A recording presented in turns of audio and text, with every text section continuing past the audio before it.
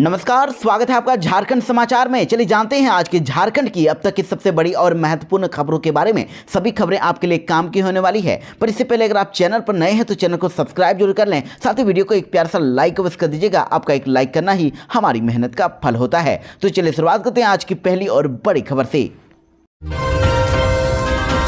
झारखंड में शराब की हुई सप्लाई बंद, दुकानों में खत्म हो रहा है स्टॉक। झारखंड में शराब की आपूर्ति बंद हो गई है। इसका सबसे बड़ा कारण शराब कंपनियों को भुगतान नहीं होना है। पहले इससे जो दुकानों में जो स्टॉक पड़ा हुआ है वही दुकान में अब बिक रहा है। शराब की नई आपूर्ति नहीं हो रही है, जिसके कारण अब बहुत ही जल्द शराब की आपूर्ति बंद होने के कारण शराब नहीं मिलने की आशंका नजर आ रही है। अगर ऐसा ही रहा तो फिर बहुत ही जल्द शराब की दुकानों से भी शराब खत्म हो जाएगी। आपको बता दें कि शराब की आपूर्ति के लिए शराब कंपनियों को भुगतान झारखंड राज्य बेवरेजेज कॉर्पोरेशन लिमिटेड यानी JSBCL के अध्यक्ष सह प्रबंध निदेशक के हस्ताक्षर से होता है। और अभी झारखंड में यह पद 1 जनवरी से यानी कि 22 दिनों से खाली पड़ा हुआ है। 31 दिसंबर को पूर्व अध्यक्ष सह प्रबंध निदेशक अमित प्रकाश की रिटायरमेंट के बाद ही अब यह पद खाली हो गया है। और जब तक JSBCL के नए अध्यक्ष सह प्रबंध निदेशक नहीं आ जाते हैं तब तक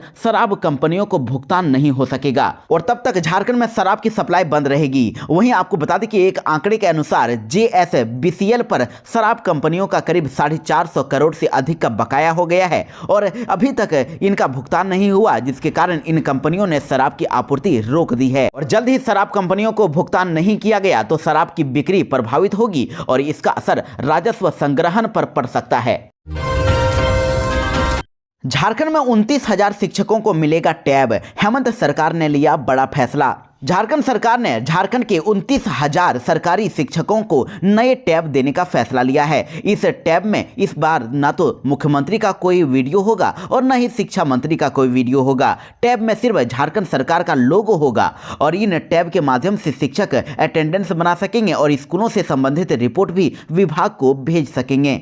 आपको बता दें कि पहले जो शिक्षकों को टैब दिया गया था वो रघुवर सरकार के समय दिया गया था। लगभग 34,000 शिक्षकों को टैब दिया गया था और उस टैब को ऑन करने पर तत्कालीन मुख्यमंत्री रघुवर दास का वीडियो आता था। बाद में जब नई सरकार बनी, हेमंत सोरेन की सरकार बनी, तब भी उस टैब को खोलने पर रघुवर दास का ही वीडियो आने लगा, जिसके बाद विवाद हुआ और टैब से उस वीडियो को हटाने के लिए काफी प्रयास भी किए गए, लेकिन टैब में इन बिल्ट वीडियो अपलोड होने से उसे हटाया नहीं जा सका। इसलिए अब वर्तमान स्थिति यह है कि इन सभी टैब में अधिसंख्य खराब हो चुके हैं, ज्यादातर खराब हो गए हैं। इसलिए अब झारखंड सरकार बहुत ही जल्द शिक्षकों को नया टैब देने वाली है, जिसमें ना तो कोई वीडियो होगा, बस झारखंड सरकार का लोगो होगा।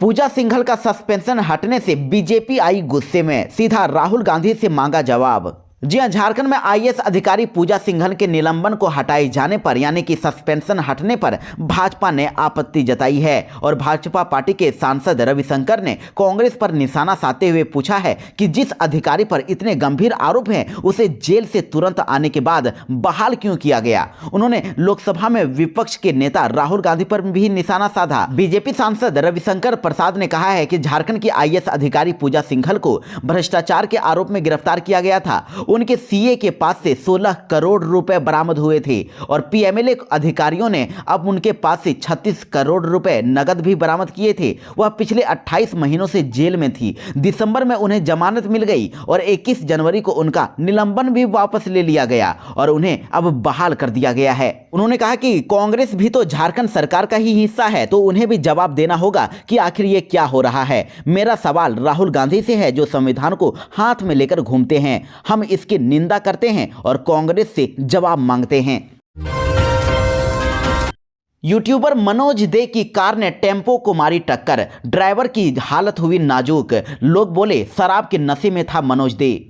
झारखंड के धनबाद में एक दर्दनाक सड़क हादसा हुआ है। यूट्यूबर मनोज दे की फॉर्च्यूनर कार ने एक मालवाहक टेम्पो को पीछे से टक्कर मार दी, जिससे टेम्पो ड्राइवर गंभीर रूप से घायल हो गया। घटना की जानकारी मिलते ही तीसरा थाना पुलिस मौके पर पहुंची और दोनों गाड़ियों को जब्त करके थाना ले गई। साथ ही पुलिस ने कार के पीछे बैठे एक युवक को भी हिरासत में ले लिया, जिसे पूछताछ के बाद पुलिस ने छोड़ दिया है। और पुलिस के द्वारा एक शख्स को हिरासत में लिए जाने के बाद छोड़ने को लेकर क्षेत्र में अब चर्चा का बाजार गर्म है। लोगों ने बताया कि फॉर्च्यूनर कार यूट्यूबर मनोज दे की है।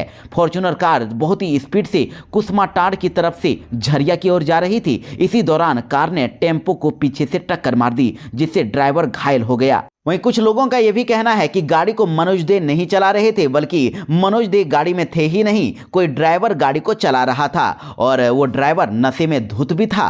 साथ ही बताया जा रहा है कि जिस टेम्पो चालक को घायल हुए हैं उनको अब चिकित्सकों ने बेहतर इलाज के लिए धनबाद रेफर कर दिया है, जहां उनकी स्थिति अभी नाजुक बनी हुई है। रांची के सभी प्रमुख स्थानों पर लगेगा सीसीटीवी कैमरा और अनिवार्य किया गया है। पुलिस मुख्यालय ने सरकार को भेजा प्रस्ताव। जी हां, झारखंड पुलिस अब राजधानी रांची को सुरक्षा व्यवस्था को पुख्ता करने के लिए अब यहां पर प्रमुख स्थानों पर सीसीटीवी कैमरा लगाने वाली है। सीसीटीवी के लिए दायरे में पूरे शहर को लाने के लिए एक्ट में कई तरह के प्रावधान हैं, जिसके तहत प्रतिष्ठान मालिकों को खुद से सीसीटीवी कैमरा लगाना पड़ेगा और इस संबंध में झारखंड पुलिस मुख्यालय के द्वारा एक प्रस्ताव सरकार के पास भेजा गया है। और सरकार द्वारा अगर एक्ट को पास कर दिया जाता है तो फिर अधिकांश जो बड़े प्रतिष्ठान हैं, यानी कि जो बड़े अपार्टमेंट, मॉल और कई इलाके जहां पर 100 से ज्यादा लोग रहते हैं, उन लोगों को अनिवार्य रूप से कैमरा लगाना पड़ेगा। सीसीटीवी कैमरा उनको खुद लगाना पड़ेगा। डीजीपी अनुराग गुप्ता ने बताया है कि सरकार एक नोटिफिकेशन के माध्यम से यह तय करेगी कि किन किन प्रतिष्ठानों में सीसीटीवी कैमरे लगाने हैं। किसान सम्मान निधि योजना को लेकर बड़ी अपडेट। हजारों किसानों को नहीं मिलेगी 2000 रुपए की किस्त। जी हां, बड़ी खबर आ रही है। झारखंड में बहुत ही जल्दी पीएम किसान सम्मान निधि योजना का लाभ किसानों को मिलने वाला है। सभी के अकाउंट में 2-2 हजार रुपए आएंगे। जो भी लाभुक पीएम किसान सम्मान निधि योजना के तहत पैसा ले रहे हैं, उनको बहुत ही जल्दी फिर से 2-2 हजार रुपए की राशि उनके अकाउंट में आने वाली है। वहीं आपको बता दें कि कई ऐसे किसान हैं जिन्होंने अपना ई-केवाईसी अपडेट नहीं करवाया, उनके खाते में ये 2000 रुपए की 19वीं किस्त नहीं आने वाली है। देखिए, पलामू जिला की ही अगर बात करें तो प्रधानमंत्री किसान सम्मान निधि योजना में यहां पर 15,587 लाभुक अयोग्य पाए गए हैं। तो ऐसे में जो भी अयोग्य किसान हैं, इसके साथ ही जिन्होंने भी अभी तक केवाईसी अपडेट नहीं करवाया है, इन सभी को पीएम किसान की 19वीं किस्त का पैसा नहीं आ पाएगा। बाकी किसानों को बहुत ही जल्दी 19वीं किस्त के तहत 2-2 हजार रुपए आने वाले हैं और इस तरह साल में उनको 6,000 रुपए की आर्थिक मदद दी जा रही है। बाबूलाल मरांडी ने हेमंत सरकार पर बोला बड़ा हमला, कानून व्यवस्था पर मुख्यमंत्री को दे दी नसीहत। बीजेपी के प्रदेश अध्यक्ष बाबूलाल मरांडी ने झारखंड के कानून व्यवस्था पर फिर से हेमंत सरकार पर निशाना साधा है। उन्होंने नामकुम प्रखंड की हाहाप पंचायत के मुखिया के हत्याकांड पर सरकार को कटघरे में खड़ा किया है। बाबूलाल मरांडी ने मुख्यमंत्री को नसीहत दी है कि वे अपराधियों को संरक्षण देने की बजाय कड़ी कार्रवाई करें। जानकारी के लिए आपको बता दें कि मुखिया नन्हे कच्छप को अपराधियों ने गुरुवार की सुबह को गोली मार दी थी और उन्हें उसके बाद रिम्स में भर्ती कराया गया है। फिलहाल पुलिस मामले की जांच कर रही है और परिजन और स्थानीय लोगों से बात करके उनके बैकग्राउंड को खंगालने की कोशिश कर रही है। झारखंड के इन शिक्षकों और कर्मचारियों को मिलेगा पुरानी पेंशन योजना का लाभ।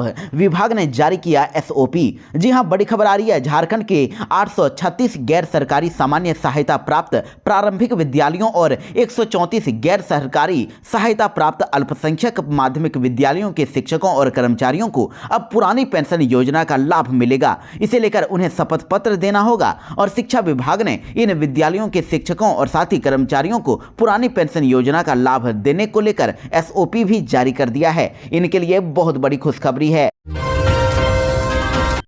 आजसू पार्टी के युवा अध्यक्ष अभिषेक झा ने दिया इस्तीफा।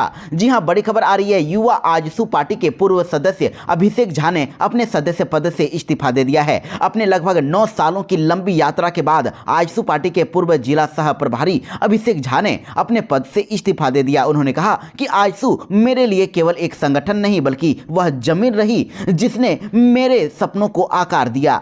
साथ ही इस्तीफे में उन्होंने लिखा कि भले ही मैं संगठन की औपचारिक सदस्यता छोड़ रहा हूं, लेकिन मेरे दिल में आजसू के प्रति जो सम्मान और विश्वास रहा है वह कभी कम नहीं होगा। इस परिवार के विचार हमेशा मेरे साथ रहेंगे और ये फैसला मेरे लिए असहज और पीड़ादायक है।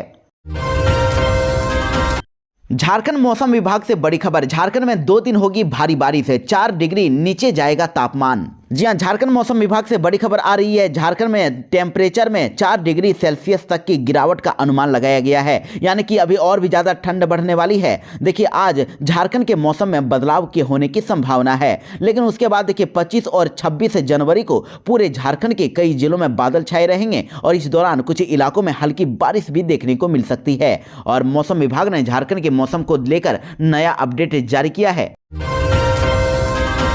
धनबाद में गरजेगा बुलडोजर, तोड़े जाएंगे 200 घर। झारखंड के धनबाद में 200 घरों पर बुलडोजर चलने वाला है। 1 साल से बंद पड़ा निरसा ओसीपी को अब जल्द ही चालू किया जाएगा, इसलिए कर्मियों और गैर कर्मियों के 200 क्वार्टर और घरों को तोड़ने के लिए उत्तर पंचायत के पंचायत भवन में कोयलरी प्रबंधन और धोड़ा के लोगों के साथ बैठक हुई। बैठक में निरसा उत्तर पंचायत के मुखिया दिनेश सिंह उपस्थित थे। प्रबंधन ने कहा कि दूसरी कोयलरी के लिए जो क्वार्टर है उसमें कोल कर्मी शिफ्ट हो जाएं, जबकि कोयलरी परिसर में घर बनाकर रह रहे बाहरी लोग पहाड़ी पर ईसीएल की खाली पड़ी जमीन पर घर बना लें। वहां बिजली और पानी की व्यवस्था बिल्कुल फ्री में दिया जाएगा।